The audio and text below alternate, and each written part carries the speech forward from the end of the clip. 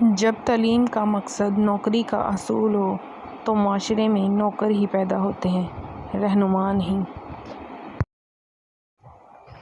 تعلیم سے زیادہ ہمارا رویہ اہم ہوتا ہے، کیونکہ بعض اوقات ہماری تعلیم ناکام ہو جاتی ہے اور ہمارے رویے ہی ہمارے معاملات سدھارتے ہیں۔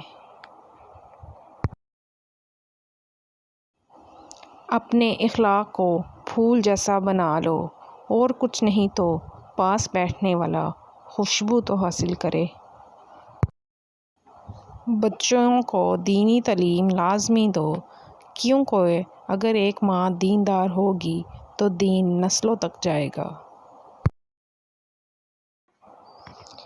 علم تمہاری اس طرح حفاظت کرتا ہے جیسے ماں بچے کی کرتی ہے۔